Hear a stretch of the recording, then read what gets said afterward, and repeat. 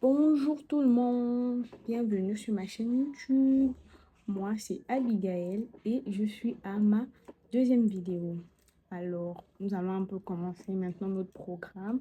Je viens à peine de me lancer sur YouTube, donc si tu veux me donner de la force, abonne-toi, laisse un commentaire et merci encore.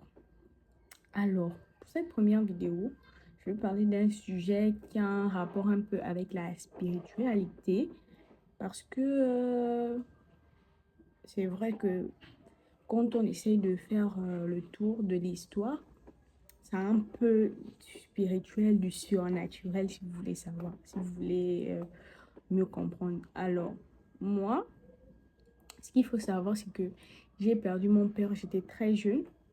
J'avais entre 3 4 ans quand j'ai perdu mon père.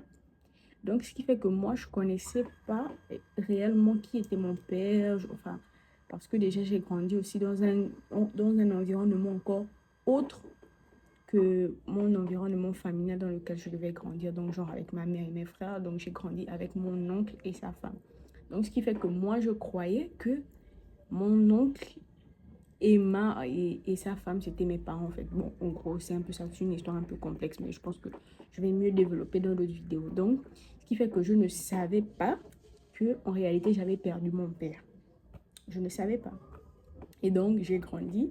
Seulement, moi, il y avait toujours quelqu'un qui me suivait. Mais genre, quand je vous dis quelqu'un, c'est-à-dire partout où je passais, il y avait toujours une ombre derrière moi, il y avait toujours l'impression d'avoir quelqu'un avec moi, quelqu'un derrière moi. En tout cas, il y avait toujours quelqu'un derrière moi. Mais je ne savais pas en réalité qui c'était. Enfin, je n'avais pas aussi peur. Je n'avais pas aussi peur. C'était pas quelque chose qui me faisait peur. Au contraire, même c'est quelque chose qui me rassurait. Et j'ai passé toute mon enfance comme ça, avec cette personne-là qui m'accompagnait partout. Enfin, je la voyais partout. Et je peux vous dire que j'ai passé une enfance, mais vraiment sans souci. Genre, j'ai pas eu une enfance maladive, j'ai pas eu une enfance avec plein de problèmes. Non, non, non. J'ai eu une enfance assez calme, de mon côté assez calme. Et donc, revenons au sujet. Cette ombre-là me suivait partout. Je peux vous dire que parfois j'étais là assise et je voyais la personne assise à côté de moi, mais enfin, je pouvais pas voir le visage de la personne, mais je sentais la présence, je voyais l'ombre de la personne. Donc, et c'était comme ça jusqu'à mes 15 ans. 15 ans, oui, 15 ans. La personne me suivait partout, mais vraiment partout. Et quand j'étais plus petite, genre CM1, CM2, on apprenait très loin, je me souviens bien. On apprenait, enfin, ma maison et le lieu où j'apprenais et mon établissement, c'était très loin en fait. Du coup, on marchait pour aller à l'école. Et en marchant pour aller à l'école, enfin, mon ange était toujours là. Mais tout ça, moi, je savais pas que j'avais perdu un parent et tout ça, tout ça, tout ça. Donc, c'était ça, la personne était toujours là avec moi partout. Quand je vous dis bien partout, il y avait toujours cette présence-là avec moi. J'avais toujours cette présence-là avec moi. Elle me suivait partout, partout, partout, partout. Et au moment, là où j'ai fait le lien avec le fait que c'était mon père, c'est, je vais même dire en 2023, parce que l'ombre a cessé de me suivre à mes 15 ans, 16 ans. En tout cas, à 15 ans, 16 ans, mon ange, comme je dis bien, a arrêté. Il n'y avait plus cette présence-là. Il y avait plus cette présence-là, en fait. Et donc, 2023, c'était une année assez bénéfique pour moi parce que j'ai pu passer un an avec ma mère, enfin un an complet avec ma mère.